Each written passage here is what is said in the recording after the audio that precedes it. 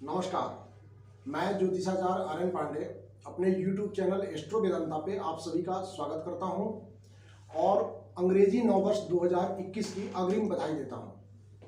आज हम लोग अंग्रेजी नववर्ष 2021 में 9 ग्रहों की क्या स्थिति रहने वाली है और उसका 12 राशियों पे क्या प्रभाव पड़ने वाला है इसकी चर्चा करेंगे। इसके लिए हमने 2020 के 31 दिसंबर अर्धरात्रि उपरांत 12:01 का समय लिया है, जब से नया वर्ष प्रारंभ होता है। ये कन्या लग्न की कुंडली बनती है। नियमानुसार सबसे पहले लग्न, उसके बाद चंद्रमा से इस कुंडली का विश्लेषण करेंगे।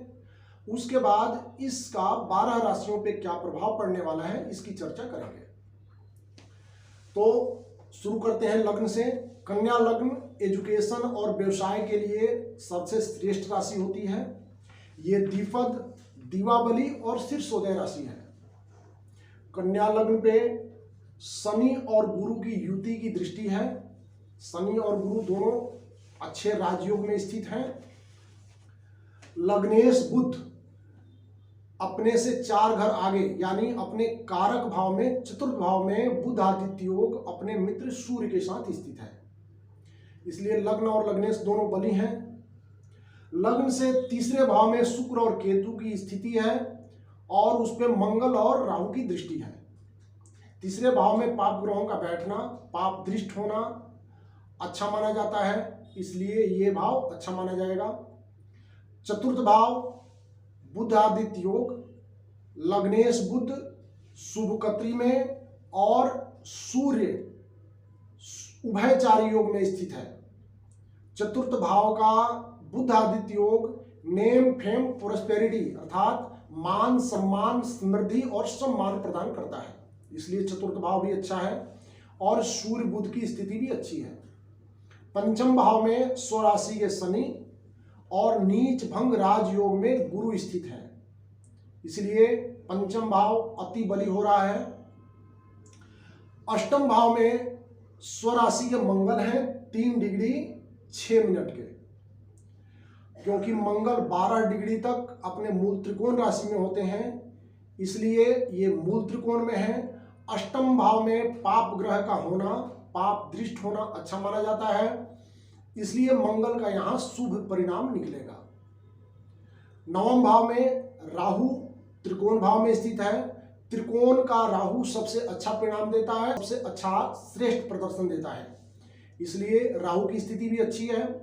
एकादश भाव में चंद्रमा जो कि स्वराशि का है और पुष्य नक्षत्र में है, गुरु और शनि से दृष्ट है, इसलिए चंद्रमा की स्थिति भी बहुत अच्छी है। इस प्रकार लग्न से इस कुंडली का विवेचन करते हैं तो कुंडली बहुत अच्छी प्रतीत होती है। अब एक बार चंद्रमा से इस कुंडली को देखते हैं। चंद्रमा से पंचम भाव में केतु और शुक्र स्थित है, उस पे मंगल और राहु की दृष्टि है।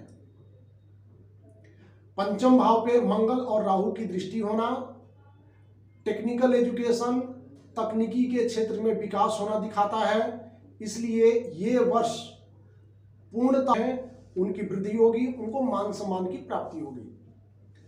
चंद्रमा से छठे भाव में बुध आदित्य योग, छठे भाव में सूर्य शत्रुहंता होता है, इसलिए छठा भाव भी अच्छा है। चंद्रमा से सप्तम भाव में स्वराशि के शनि और नीच भंग राजयोग में गुरु स्थित है। चंद्रमा से सप्तम में स्वराशि के शनि होने से सस योग बनता है, जो पंच महापुरुष योगों में से एक है, और गुरु से गज केसरी राजयोग बनता है। ये दोनों योग अति श्रेष्ठ होते हैं और अति श्रेष्ठ फल देने वाले माने जाते हैं। चंद्रमा से दसम भाव में स्वराशि का मंगल है। स्वराशि का मंगल दसम भाव में होने से केंद्र में है, अतः रूचक योग बनता है। रूचक योग भी पंच महापुरुष योग में से एक योग है जो अति श्रेष्ठ फल देता है। चंद्रमा से एकादश में राहु स्थित है। एकादश भाव में जब राहु बैठे तो आय के विभिन्न स्रोत बनाता है, इसलिए राहु की स्थिति भी अच्छी है। इस प्रकार लगन और चंद्रमा से देखने से ये कुंडली बहुत अच्छी दिखती है, बहुत अच्छा इसका परिणाम आता हुआ दिखता है। अब देखते हैं कि इन स्थितियों का 12 राशियों पे क्या प्रभाव पड़ने वाला है। क्योंकि कन्या लग्न से ये कुंडली शुरू हो रही है, इसलिए कन्या लग्न से ही शुरू करते हैं। कन्या लग्न पे शनि और गुरु के युति की दृष्टि है, इसलिए कन्या राशि के जातकों को धन, धर्म, संतान और विवाह का योग बनेगा। क्योंकि कन्या का स्वामी बुध अपने कारक भाव में जाकर के अपने मित्र के साथ बैठा है, इसलिए कन्या राशि के जातकों को अति श्रेष्ठ परिणाम मिलने वाला है। दूसरी राशि लेते हैं तुला।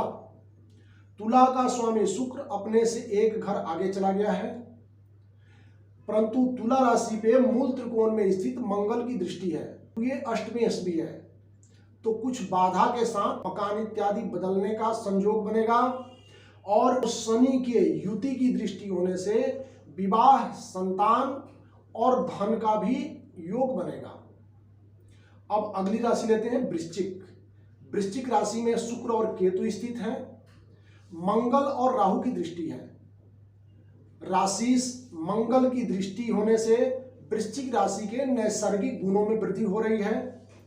परिणाम स्वरूप वृश्चिक राशि के जातकों को मकान इत्यादि बनाना, मकान बदलना और अच्छे मकान में जाना, ये शुभ तत्व प्राप्त होंगे, शुभ योग प्राप्त होंगे। क्योंकि वहां पे शुक्र स्थित है, राहु से दृष्ट है, इसलिए विवाह का भी संयोग बनेगा। अगली राशि लेते हैं धनु। धनु राशि में बुधादित्य योग है, शुभ कत्री योग में है और सूर्य उभयचारी योग में है। धनु राशि में जब बुध आदित्य योग बनता है तो नेम, फेम, प्रोस्पेरिटी अर्थात मान करता है। अब अगली राशि लेते हैं मकर। मकर राशि में शनि और गुरु की युति है। स्वराशि के शनि अत्यंत बली हो रहे हैं और गुरु नीच भंग राजयोग में स्थित है, उस पर चंद्रमा की 7वीं दृष्टि है। इसलिए मकर राशि के जातकों को धन, धर्म और संतति की प्राप्ति होगी, विवाह का भी योग बनेगा। जो कार्य काफी देर से रुका था वो कार्य भी संपन्न होगा। अगली राशि लेते हैं कुंभ। कुंभ के स्वामी शनि अपने से 12 घर आगे चले गए हैं, इसलिए कुंभ राशि के जातकों को दूर की यात्रा करनी पड़ सकती है, थोड़ा व्ययकारक समय रहेगा, लेकिन अंत में स्थिति लाभकारी होगी। अगली राशि लेते हैं मीन। मीन राशि पे गुरु और शनि के युति की दृष्टि है।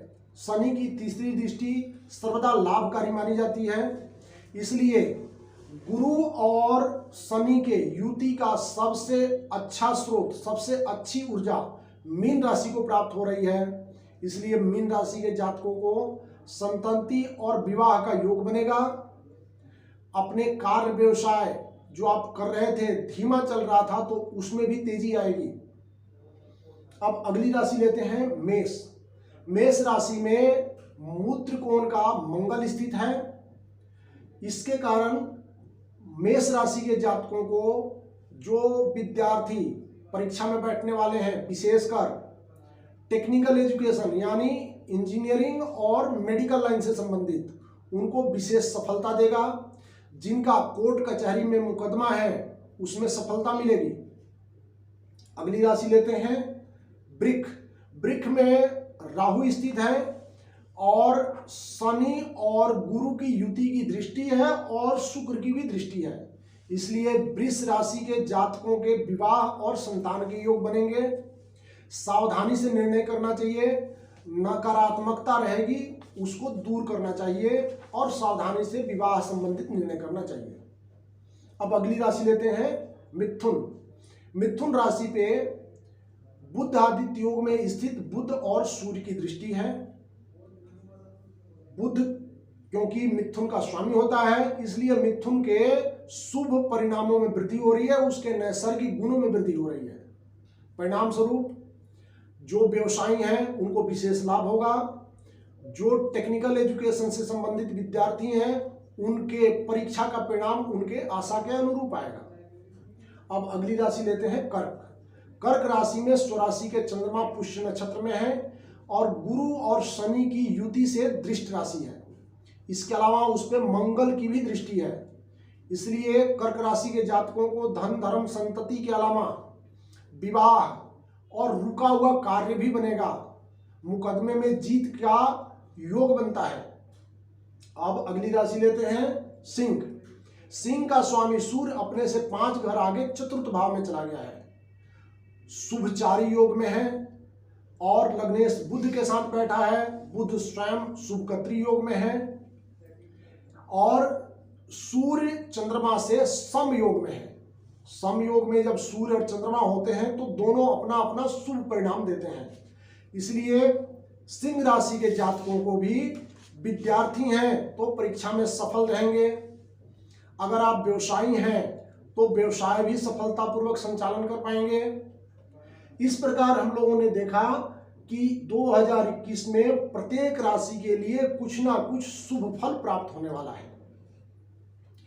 1 जनवरी 2021 की कुंडली बहुत ही बेहतरीन है और सभी 12 राशियों के लिए कुछ ना कुछ अच्छा होने वाला है, क्योंकि समय बहुत ही अनुकूल दिखता है। आप लोग साथ में बने रहें, क्योंकि अगले वीडियो से 12 राशि के जातकों के लिए अलग अलग विस्तार सहित फलादेश करेंगे। और अगर किसी जातक को कोई समस्या हो तो YouTube में जाकर के कमेंट्स में लिखें। नमस्कार।